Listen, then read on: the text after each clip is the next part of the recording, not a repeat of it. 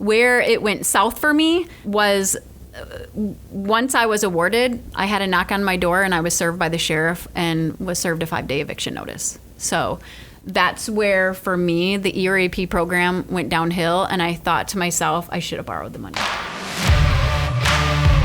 Hello, everybody, and welcome to another episode of the WHOA G&V podcast, the podcast bringing you businesses and individuals that make you go, whoa. You guys, this is one of those episodes where I kind of caught wind of a situation and thought to myself, that would be interesting to talk about, get more perspectives, bring more awareness to the problems, and of course, help our listening audience. Due to the impact of the pandemic, there have been a lot of programs that we have seen come out over the last couple of years. One that you've heard us talk about before on the show, the PPP, the Paycheck Protection Program, which was set out to help business owners keep their employees through the pandemic, right? That's something that we've had experience with at New Scooters Plus, and I know a lot of my other business friends out there, a lot of you guys that have been listeners have had that PPP program. Well, another program that was set up is called ERAP, the Emergency Rental Assistance Program, which is a federal grant intended to assist households who are unable to pay or are having difficulty paying rent and or utilities due to the COVID-19 pandemic. Today, I've invited Carrie Saites, a tenant that applied for these funds and has had some trouble with the program, to come in and talk about her situation. We also have invited Samantha Gaddis from Contemporary Management Concepts, who, I'll be very clear, is not Carrie's landlord, but is a local property management company that has lots of experience with this new emergency rental assistance program, to shed some light on what landlords have had to deal with as it pertains to this program. That was a mouthful, but I wanted to make sure that we had a very clear introduction for these two. So ladies, welcome to the show. Thank you. Yeah, of course. So, before we kind of get into the discussion, let's just introduce you to our audience really quick. Like, who are you? How long have you been in Gainesville? What do you do? Job titles, that kind of stuff. So my name is Samantha Gaddis. I work in accounts receivable at Contemporary Management. I've worked for the company about 7.5 years. I've been in Gainesville the same amount of time, and excited to share, what's going on and how you can get help if you need some. Right, cool. Hi, my name is Carrie Saites, and I have been in Gainesville for 26 years. It's a long time, Carrie. It is a long time. And my actual work that I do on a day job is a research administrator. I work for the Medicare coverage analysis, so I look at clinical trials and really deciding how the federal funds will be used in those clinical trials and what's going to be paid for and what will not be. So a little bit of the legislature behind that, which is sort of what got me interested in understanding more about the ERAP program, even though I was a tenant with it. Okay, cool. So the way I kind of understand the program so far is that it's very similar to what the PPP was for businesses, but specifically for individuals or households, to help them, with making rent, right? Because a lot of people just lost income because of the pandemic. A lot of jobs were lost. Businesses went on pause. I mean, it was a crazy, crazy time. So did this and actually I'll start with Sam. Sam, did this really start, right when the PPP stuff happened, which if I can recall, I feel like it was right around, April of 2020 is when I started applying for the first PPP loans. Did this program kind of come around the same time, or was it later, or can you? Not quite that long. Kind of various legislative actions that have gotten us to this point. You had CARES Act, which was in a very brief nutshell, you can't be evicted. Period. You can't be evicted. We're in the middle of a pandemic. You can't be evicted. That ended. There's modifications depending on types of loans that you have. Really, all of this what we're in the middle of rental assistance really picked up around March through local county programs as well as the state program. Okay. So can you kind of describe what the process was like for CMC to get in, everybody had to do it. To be able to obtain these ERAP funds for what is the process? How did the landlord have to get set up? Can you explain a little bit of it? Yeah, most of the time what happens is we get an invitation as a landlord. So the tenant has researched, the tenant goes in and applies, says, this email, this person is my landlord. They have applied for rental assistance. We need you to submit your information. One, because there's so much fraud, we're, people are in desperate times where there's a lot of fraud going around. So making sure the funds go to the right place, and then making sure that they're legitimately a resident. You have to show a lease, you have to show a ledger. You're not claiming that you paid $2,500 in rent when you only pay $800, that kind of thing. So we do invitations, responding to invitations. We have to submit a separate application a lot of times. Our information, remittance addresses, documentation you would put on like a W-9, and that gets sent off to the program. And a lot of times the tenant's application and the landlord application has to be matched by everything basically matching. Then all the tenant stuff gets approved, and then most of the time the check will be written from the program directly to us. I get to call and say, hey, your check came in today. Awesome. That's it in a nutshell. I mean, we're well over 200 residents through 8 programs right now across the state. Like 8 different programs, like besides ERAP? Yeah. Each wow. county basically has their own ERAP. So emergency rental assistance is ERAP. It's all federally funded. And then you've also got Our Florida, which is the state federal program.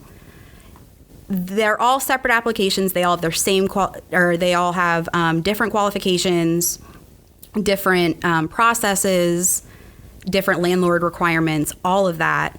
But it's all funded from the same place. So it makes it confusing and hard to track. It takes a lot to try to track all of that. And we just have properties all across the state, so various counties mean different programs with all of those counties.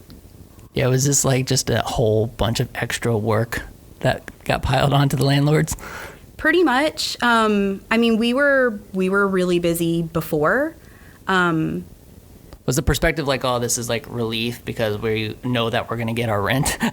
Or was it like, oh man, like this is going to be so much headache for us to keep track of? And it's different because when you first get a new invitation, at this point we've had them all. So you see a new invitation come in and it's, oh, that's for this program, we're good to go. But trying to figure out what is actually required of the landlord for each program, some of them you have to have like a 45-day moratorium. Once you accept funds, you can't evict for 45 days. Some, the way that they're written is not actually what they mean. They're just, the instructions are written poorly. So trying to sort through all of that, I would say about 80% of what I do on a daily basis is rental assistance. And there's a lot more than 20% still left over to do. But with all of these programs and all of the residents, it is very time consuming, trying to make sure that everything stays straight. And I mean, how's all of this tracked? Is it through some sort of portal that was set up for you guys? Like, Each application has their own portal. How often that's updated and the accuracy of the information on there is one thing. And that's hard from a resident side, as the resident will call and say, hey, I'm approved, where's my money? I'm like, well, I see you're still like pending. I mean, we've got 3 more steps before I actually get money in my hand. And that process is hard to explain because they're like, oh, it looks like I'm approved, but you're not actually approved yet. So that's hard, but each application has their own portal, and then it's gotten to be such a point we're really tracking it at the corporate office of the date you applied, what kind of communication we've had, what your case manager's name is if we've had that, how much money you've gotten, the time period that it's covering, have you applied for multiple programs, have you been denied? Yes and no. Yes and no. You can't, because they're all funded from the same place, you can't accept funds for the same time frame. So if you get approved through Alachua ERAP for August, September, October, you also apply for Our Florida, you're trying to see whichever one approves you first. And Our Florida says, okay, I'm going to pay October, November, December. You can't take that October check. That's like massive federal violation. Like someone's potentially like going to jail, paying fines, like big stuff. Okay. So that's what we're having to monitor. These programs take quite a bit of time to get approved, working through all the processes. You're trying to apply for whatever you're going to qualify for. Great, absolutely. Apply for whichever one is going to give you the best chance. But you can't show up and hand me 2 checks and I take them. They're very specific on what they say. From 2 different programs, you mean? Right. Okay. Yeah, they're very specific. You'll get a disbursement schedule, and it's going to say, I'm paying $500 for August, I'm paying $500 for September. And if those funds don't go there, that'll be big. So is it like, I mean, I'm trying to picture this from the business side of it. Like, I'm a landlord. I have an open invoice for a tenant, and then money comes in. I know that is for said tenant, and I apply it to their invoice. Basically, there's some, if they haven't paid rent, most of the time there will be a late fee. There may be utility charges. There may be renter's insurance charges, extra charges from your quote unquote base rent. And a lot of times these programs are only going to pay your base rent. So if you've got $100 in, say, a lot of times with the student properties close to campus, you have utility overages. They're not paying utility overages. So that money can't go towards your utility overages. It can only go towards rent. You still have to pay your utility overages, and you really have to make sure that money goes to the right place. I thought I read where it said it could be applied to utilities. There is part of like Alachua, ERAP, and Our Florida is paying like GRU or Duke Energy. And so that would be, I get a bill in the mail and I'm paying my $200 electric bill. There's sometimes in a lease where, yes, they do that for their electric, but it's 1 meter for the whole property. And so you're billed $25 in water beginning of every month. That part's not necessarily covered. And that gets really confusing because you're trying to explain that to someone and they're like, no, it says it's going to cover my utilities. Well, I mean, that's up to the headache. That's up to the program. All I can say is, here is your lease. This is what's included. The program decides what they're going to pay. And that's part of it too, is I submit a lease in a ledger. This is what you've been billed. This is what your lease says. The program has to decide. Has there been a situation where they've applied and they're waiting for this money to come in, but there's an open rent invoice and they get to the point where it's like, okay, I'm gonna have to have late fees because they haven't paid their rent because they're still waiting for it to come in? Like, have those scenarios presented themselves? Yes. So and are the tenants still responsible for the late fees, or like, how does it normally work? Yes and no. A lot of times the landlord provision of the program is once you accept funds, whatever month they're paying for, you have to waive the late fees. So it may be billed, but then once you receive the funds, you have to credit it back off. Okay. Not every program has that stipulation. We've kind of done that across the board just because there's so many programs, and how do I say with that one program I'm not waiving them, but these I am. So we've been waiving them and just, keeping track of it on our side. But it can take several weeks it could be months before there's an approval. We don't know we're getting funds until you're approved. So if you're sitting here and you haven't paid rent for 2 months, there's going to be late fees. Hopefully, at some point, you're going to get approved and we can waive those when we get funds, but the late fees are a part of your lease. Has the process been pretty quick? I mean, because for the PPP stuff on the business side, I mean, I felt like once I applied it, like the waiting period, I mean, given the circumstances, I mean, it could have been faster, but it could have been a lot longer. You know what I mean? And I think given the circumstances of the fact that we were all going through this thing and they were getting thousands and thousands and thousands of applications all at one time, for us, like, we got our funds, I would say, pretty quickly, faster than I was kind of expecting, based on what I know about government and things, just red tape, things taking a long time. It felt like the money came pretty quick.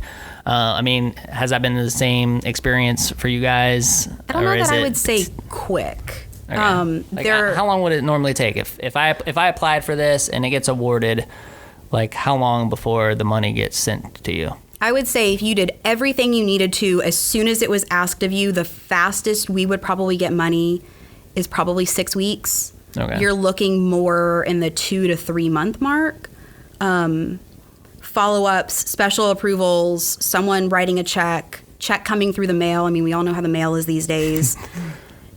Sometimes I'll get checks and they're dated 3 weeks before. It's just... From these programs? They're not doing like electronic deposits or direct deposits? Some of the programs are. Okay. But we're a fee management company, so we manage on behalf of the owner. So it's not Contemporary Management owning all of these properties. Each owner has it. Each owner has their own accounts, et cetera, et cetera. So that adds to trying to keep everything separate and trying to make sure everything is equal and steady across the board to not get everything mixed up. The multiple checks coming in for multiple properties and multiple programs, it gets a little sticky. Trying to figure out which one is paying which. Wait, didn't you get a check last week? Wait, you did. Hang on, I have to call the program and make sure this, you're getting paid as of November 25th. Did they pay November 25th? And it's not necessarily on those dates. It happened, I had one today where it was like that, but it's trying to keep all of it separate is a lot. Yeah. I was going to say, Sam, you're a rock star. I'm like listening to this and I'm like thinking about the amount of headache, and I'm like, oh my gosh, from the admin side, this would literally torture me. I like paperwork. I like paperwork. It's a really big Excel spreadsheet. A really big spreadsheet. Oh, man.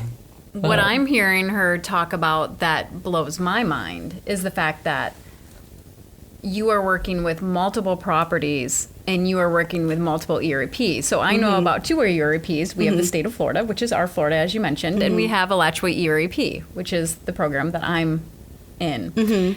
And you are correct, because I've talked to both in terms of information, and it was said to me that our Florida is provided to counties that did not receive their own monies.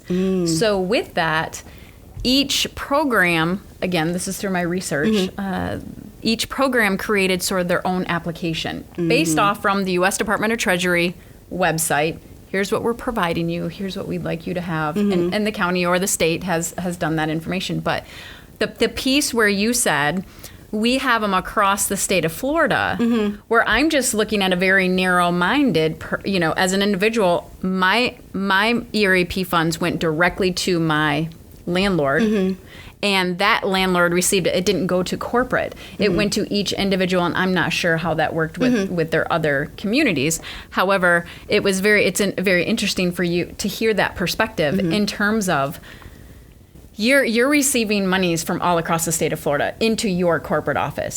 So each community that you have in the state of Florida or anywhere doesn't directly receive that check. No. So, and I mean, you could set it up that way, but because there's so much going on, and I mean, there's so much going on site these days, it's just easier for one or two people to really be able to maintain it and keep all of it straight, because there's so many variables.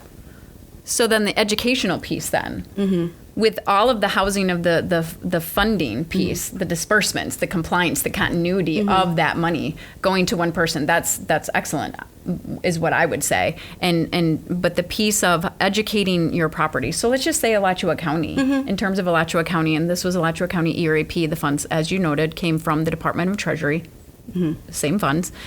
How did you teach? How did CMC provide program insight to people that were coming in as residents, as new tenants, as well as the overall tenants that you currently had, and they lost their jobs or were in a predicament where they said, I'm going to have to move out, and maybe you introduced the program. So there's probably many ways that they understood Alachua ERAP, say. So it's really a lot of just, we have a texting system, so we're able to send out text messages, emails, posting to the doors.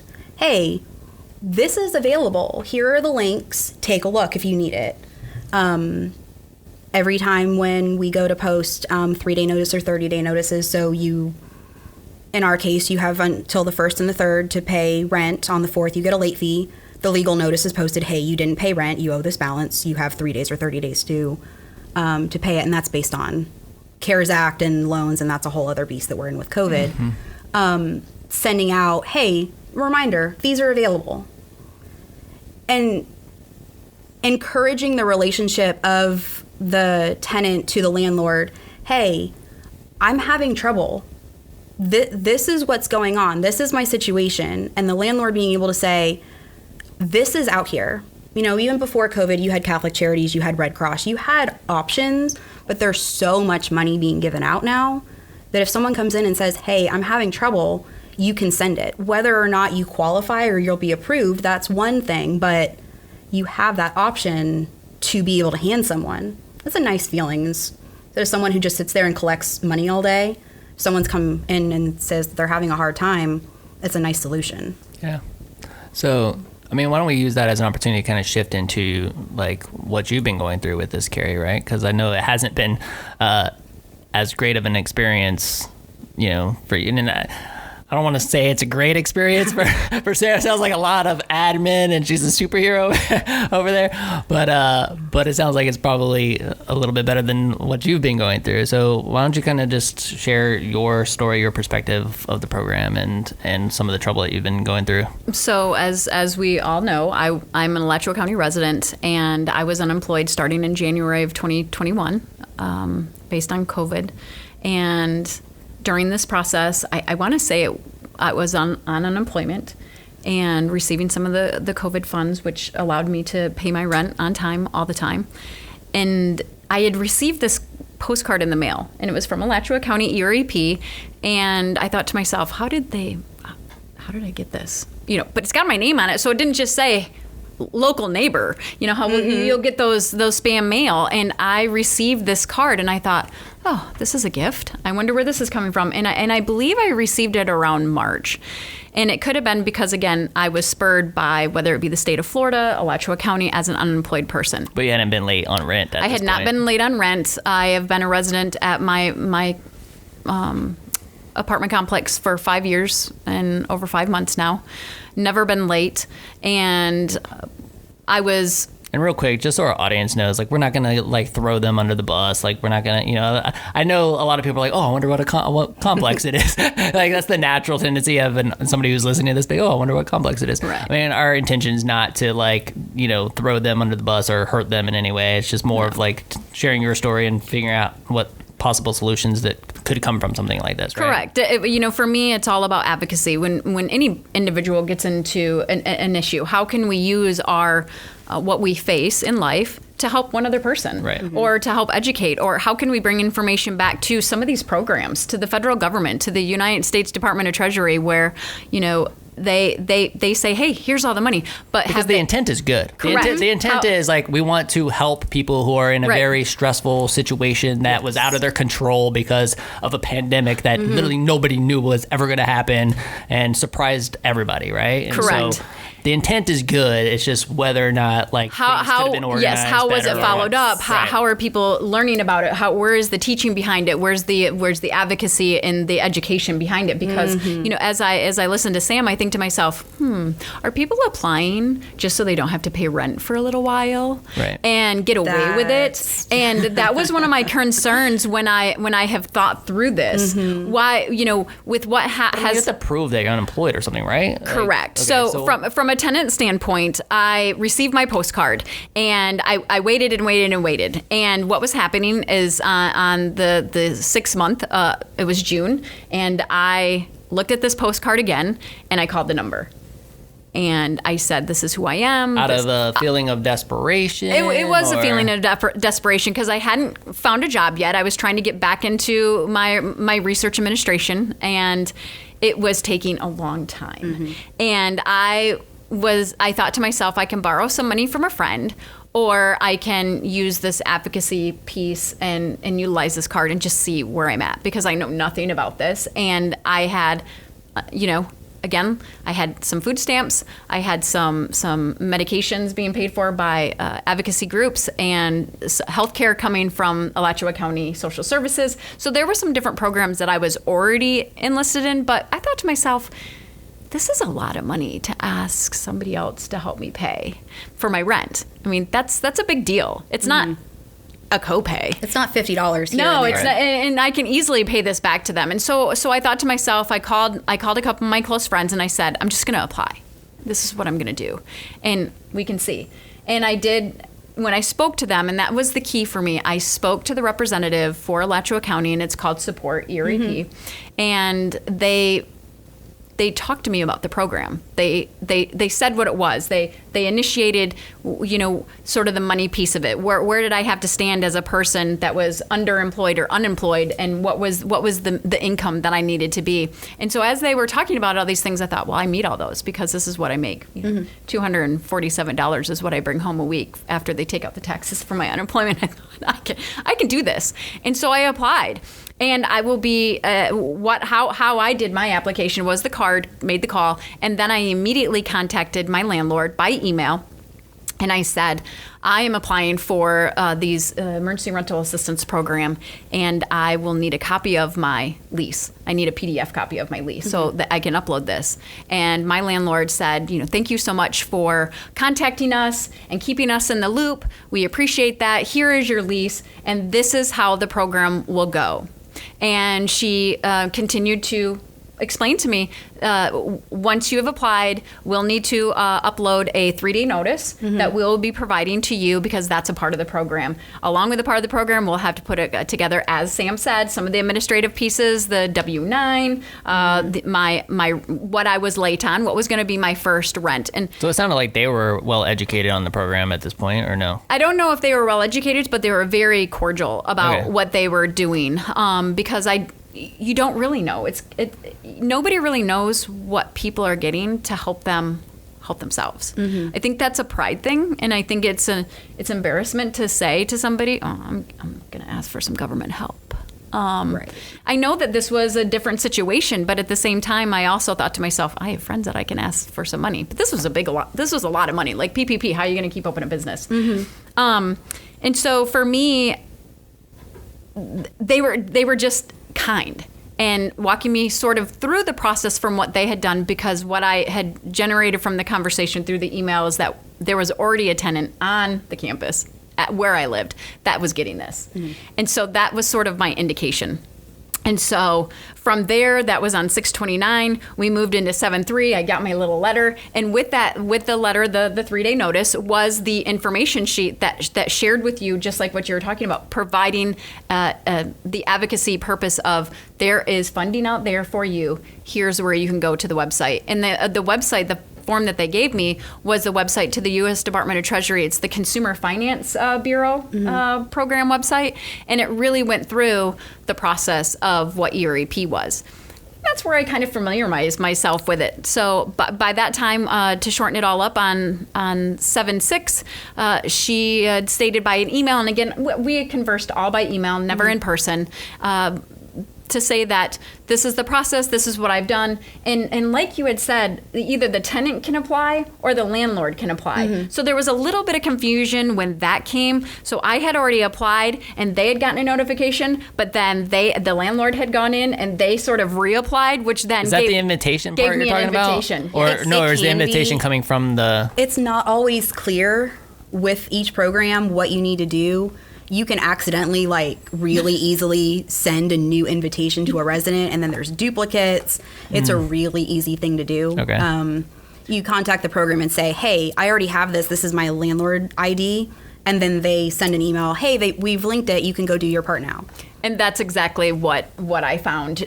She had noted, and she kept me on all the emails as well as the support system. For me, again, this is the Alachua County ERAP. The support ERAP then is emailing both the tenant and the landlord at the same time. So we're getting this multiple email communication line as if we're on a 3-way call to make sure that everybody's on board. And they said just what you just said. They already have a vendor application. They only have one, and then we're going to be connecting you as a tenant up with them. And so you can kind of see, as Sam noted, there's a portal system. It's called the Neighborly Software. I'm not sure if it's the same thing with our Florida, but ERAP here in Alachua County, it's just a big platform. It's almost like a little bank account. That you look in there, your application is in there. You can't see the landlord pieces except for some of the things that I've uploaded. They had to denote how much my rent was and my rental arrears. And so for me, at the time in which I applied, I wasn't in arrears yet, but I was going to be come July. So that was going to be my first rent that I had not paid yet. And I think that that's where one of the problems, if we can go off to the side a little bit, that I feel causes a little bit of a problem and maybe some bumps in the road, in that you have to be in their arrears most of the time before you apply. What is that? What are you talking about? Arrears means that you owe a balance. You owe a balance. Okay. You can't have a $0 balance. Yeah. So, and they notify you that, have you paid your rent? Have you paid your utilities? Have you paid your phone? Because if you have, this application will stop right now. And they're very, very informative about that. So the little bit of hiccup for me as a tenant, we processed the utility piece as well as the I think it was the internet piece. And they said, can you send us a bill? And so when I sent the bill, they were like, oh, you're up to date. Yes, I'm up to date. I'm up to date on both those things because I'm applying for jobs. I have to be up to date with my internet. And so they said, oh, well, we can't pay for that. You have to be late. Which again, if you're late, they shut it off, right? And so it's that part is very confusing. So they you have drop to be that piece late off. on rent Yes. in order to get the program. Is that correct?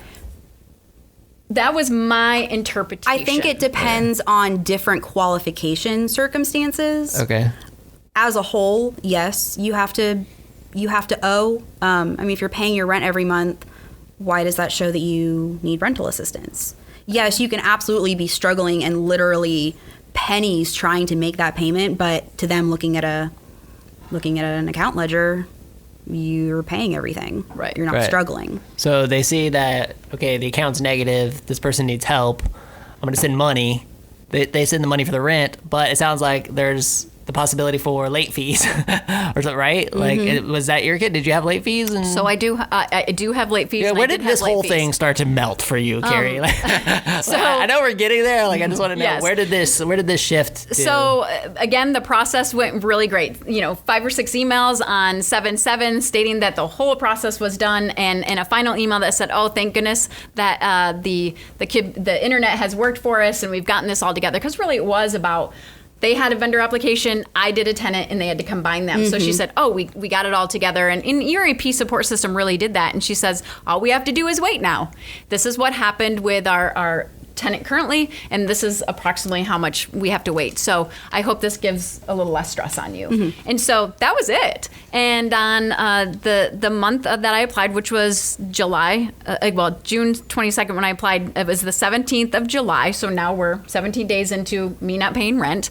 I received an email from the landlord, and they asked whether or not I had heard anything or if I had done anything wrong. And so I immediately sent an email out thinking to myself, ooh, did I forget something? And it's just a constant communication. It's all about communication is the key, and you keep everybody in the loop. And that's when the ERAP support says, you're under secondary review, this is where we're at, and this is what you will potentially be approved for. I personally was approved for 6 months of rent, and it was July through December. What's the most they can get? I have heard from our county that somebody getting 20 months of rent.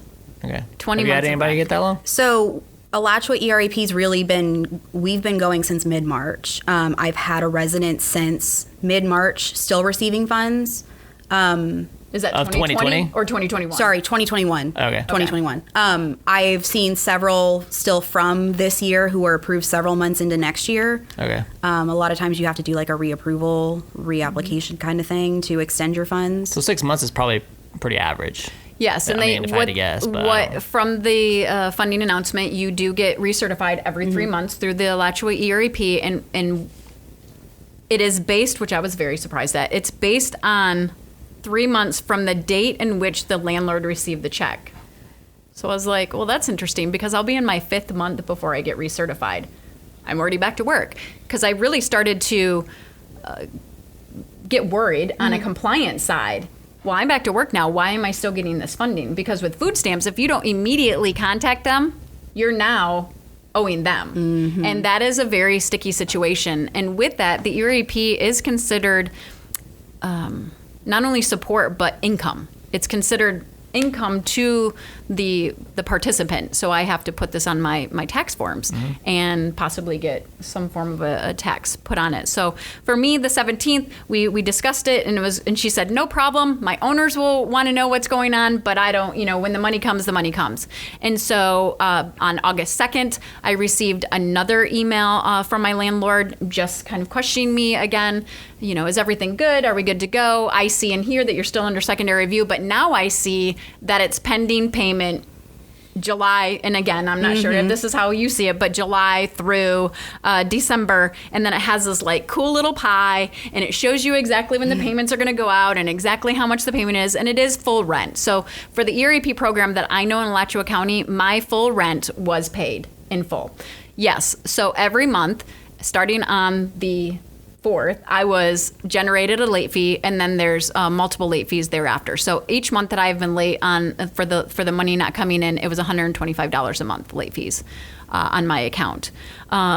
Where it went south for me was once I was awarded, I had a knock on my door, and I was served by the sheriff and was served a 5-day eviction notice. So that's where, for me, the ERAP program went downhill, and I thought to myself, I should have borrowed the money. Okay, so where did this miscommunication, like how was that even possible?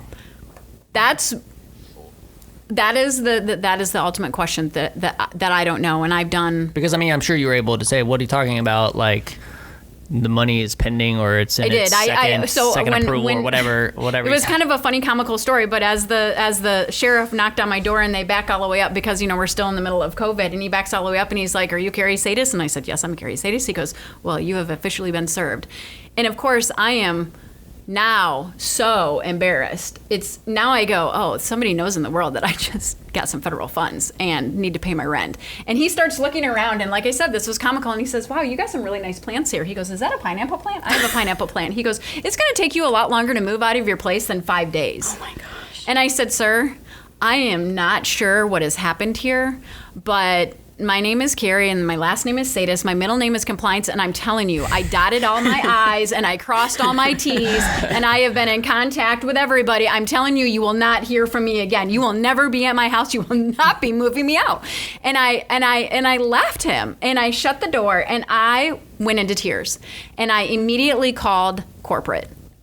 So there's both a landlord and then there's a property manager, and the property manager was considered corporate for me, and I contacted them, and I received the kind voice of somebody that I've known because of my living situation, and we sort of talked through it. And she says, well, of course I knew that you applied for this, but where is the money? And I said, well, I'm looking at the platform, the Neighborly software that I know that the office has and I have, and I'm awarded. And I said, I just contacted the ERAP support system. They're sending us an email that says I'm awarded. Mm-hmm. I am not sure what's happening. So who do I need to talk to figure this out? Because we've got to do something about this. And that's pretty much where everything went sour. And So did it get cleared up? Or? It did not get cleared up. So that day, I had to answer my own serve because I was worried. It says you owe July rent, and you've got to give it to the clerk of court, and you have to put it in the fund, and this is what you're going to have to do. And I thought to myself, well, if I do that, then I'm going to lose my ERAP. And I just got awarded my ERAP, so how am I going to do this? So I called the lawyer that was on the serve, who my landlord had hired to do this. I called corporate already. I'd sent out an email to all parties, including the landlord, including the corporate, including the lawyer, and did all this. And within 4 hours, I had gone to the clerk of court, I had gone to the lawyer's office, and everybody has been now reserved by my answer of why I don't need to pay. Mm-hmm. I kind of sat back crying, but I thought, I've got this. It's okay. Crickets. I'm still getting crickets. I'm not getting anything. How long has it been? So as of today, I was served on August 10th. We have yet to be in front of the judge, and we're coming up on, 4 months? Wow. So I feel like I've been under the longest 5-day eviction of my life. So you didn't leave? I didn't leave. I stayed. I feel that this is the part of why I enjoy what I do as a living, because I did a lot of research, and I did the advocacy. And I thought to myself, how many people, my best friend says to me, when I called her crying, she goes, oh, well, I would have played the clerk of court and moved in with my mother. Well, my mother doesn't live around here, so I can't move in with her. And I said, if I pay this, then I lose the whole entire process that we've been waiting so patiently for is just now crumbled. And now what do I do? And she goes, well, this is what I would do, but I know what you're going to do. You're not going to do that. You're going to stand strong. And I said, well, I have to stand strong. I mean, that's the meaning of the ERAP. The, Emergency Rental Assistance Program, I was out of work for 8 months. This is the path that I've chosen, and now I need to see it through. Mm-hmm. And so you still have access to this portal thing, right? Yes. So has the money been funded to the landlord? The money was funded. It was by my email when they said I was awarded, and all parties received this. The funding, the support system said the check will be going out in a week and a half, and what I remembered is that it's directly deposited into the landlord account. Either that or it's a check going to be and processed. So you know that has been done. So that was all done. I went through the process of public records, and ask for the voucher, or the Board of County Commissioners to see that the checks were provided to my landlord. It was a lump sum for July, August, September that they were paid. And so in a way, you're paid in the arrears late. You get August a few days late, and then you were early on September. So with that being said, and then from thereafter, on the 18th of every month, that check was going to go out. So I thought, wow, they're getting paid faster than what I would pay them, because I would pay them on the 4th. So with that being said, every check went out, including the November check. And once this all happened and there was no resolution, and I had to hire a lawyer to help protect myself, because I had exceeded every opportunity possible to speak to even the owner of the complex. And I again got crickets. And so I thought, well, if you guys aren't going to, help me, help you, help all of this, and you're holding the money, I've got to do some additional things. So do you have any idea? I mean, we have to wrap up in a couple minutes. So Yeah. do you have any idea what's going to happen at this point? At this point, the judge has to decide my fate. Okay. Do I get to stay? Because they had received the funds, but at this time, the landlord where I live, they have sent all the money back to the ERAP program. So So I'm still in a little bit of a conundrum, I would say, that my money is now back with the ERAP. The ERAP emailed me they and sent said the money back. So they received all the money. They received all 5 months. Why would they do that? I mean, I'm Yeah. sorry, it just doesn't make any sense to And me. I guess that's why, one of the reasons why I turned to CMC and Sam and say, is it because, what would be a reason why a landlord wouldn't want to take these funds? Yeah, is there any scenario like, yeah. So obviously I don't know all the specifics to your Correct. program, Right. to your situation, what went on before your summons was served. The general answer is technically a landlord is not under an obligation to participate. Should you? Does it look good when you participate? Is it helpful to the resident? Is it good if you go in front of a judge and you have an issue? Yes, they're funds as a general point. Yes, it's you would want to accept them. At some point, especially in fee management, you answer to the owner. You get to a point where the owner's like, I can't sit here on this any longer. It's, someone has to pay the bills too. We're sympathetic, but yes, someone has to pay the bills. And, it may get to be where you're at the end of the lease and someone's like, say your lease ended today and they're like, I'm not moving out. Well, you can't get funds when you don't have a lease. And if you owe, I can't renew you. So now we're really stuck. So you would, you might get an eviction as a holdover, but I can't take funds because you're not on a lease. They can't pay funds because you're not on a lease. And you're stuck in this circle. It could be there was... So I wonder if the disconnect is between the management company and the landlord or the owner.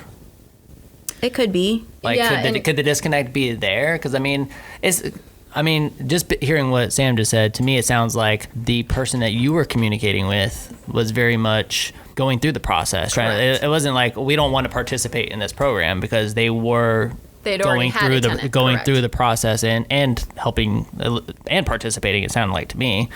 So maybe that's where the disconnect is. And you are bound to certain restrictions when you accept these funds.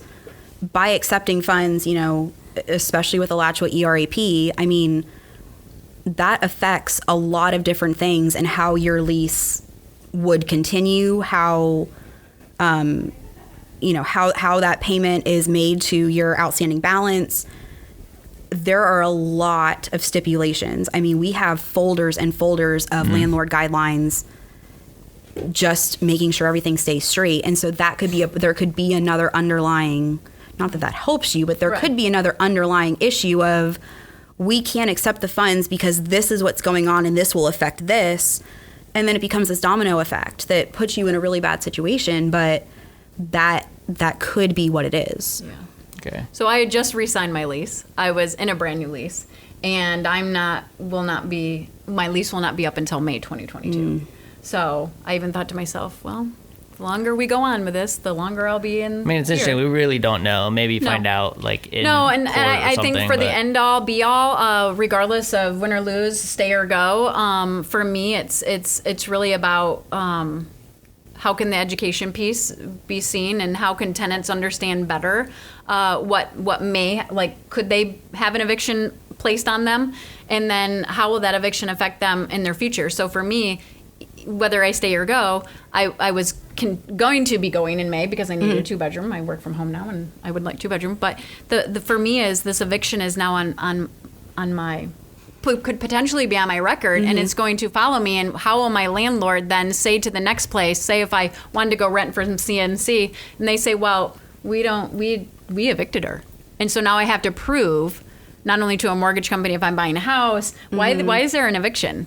Again, hopefully if I win, but what I'm reading is that even if you win the case, that eviction still shows up, and you have to prove your background. Well, I hope that everything works out for you. I know it sounds like a real headache. Sounds like a headache for both. Honestly, it does sound like a headache from both. It definitely sounds like a headache from both standpoints. But again, like, I know that the intent of the program is there to help. It just sounds like there needs to be a lot of organization when it comes to it, to ensure that it's beneficial for tenants and for landlords who aren't going to get screwed out of money because people can't pay the rent. And I think communication is the key, and I'm really happy to hear that CMC has been so an advocate for their tenants and for themselves. Let us help you, and you help us. Yeah, that was what I kind of heard through the grapevine, was that CMC was like the rock stars of this. So I don't know,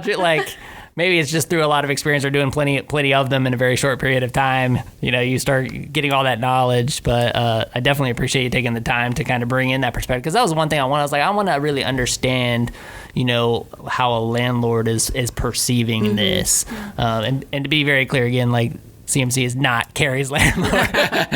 So if they were, it'd probably be a lot smoother, it sounds like.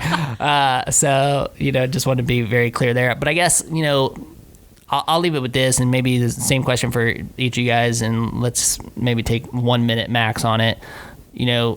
How should, if somebody is considering, they're in that hard place, they're considering, that, hey, like, maybe I should do this, maybe, like, apply for these funds and get this help, could desperately use it, like, how should they, based off your experiences, like, educate themselves and prepare to go after it?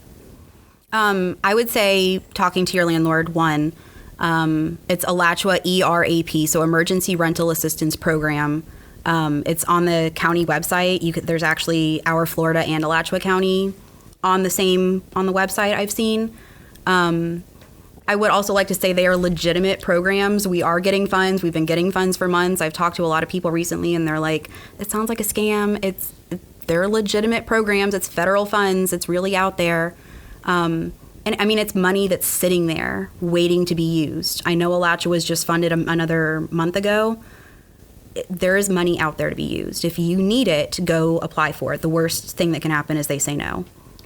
And for me, I guess it would be educating yourself, as well as the communication with your landlord or your property manager, or whoever it is, because we could have an individual landlord, and just everybody be on the same page. Because the key is that if you don't meet the criteria, you will never get the money. And what I have heard is that and what I've read is that the ERAP 1 compared to the ERAP 2, that's narrowed down to how much you needed to earn to actually be approved for it. So it's really that median, that income. So if it's an individual compared to a family, not two people can apply, things of that nature. So first and foremost, talk. I mean, just have that communication line. And it's a hard thing to have, because it is a pride thing.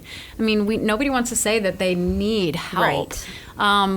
But certainly from a standpoint of me, I'm an individual that could probably just jump into somebody else's, my car, or live in the car, or do different things. But for a family or people with children, or an individual with children, I don't want to see anybody have to understand what it's like to be on the outside when they could be really well educated. And I think that's the key of bringing these programs to light and seeing how the county can help, even if we're knocking on doors or helping people fill out these applications, or seeing if there's a different program that they will meet. Right. So how can we connect all the dots for people? Because not everybody has the time to research and do this. And the landlords don't have the time to do all that background work for them either. I mean, it really is a combined effort. So. That's good. Thank you. Yeah, absolutely. Thanks for coming on the show. Before we wrap it, I definitely want to give Sam the opportunity to plug CMC. Like, where if somebody wanted to find out more information about you guys and the different properties that you represent, like, where's the best place for them to go? Absolutely. So cmcapt.com will give you all of the properties. It's throughout Florida, Gainesville, Jacksonville, Tampa, Lakeland, Orlando. We're all over. Awesome. A lot of properties in Gainesville for you to take a look at. Student, conventional, all of it. Great. Well, thanks for taking the time to join us tonight. Thank you. Thanks, Carrie, for sharing that story. I hope everything turns out okay.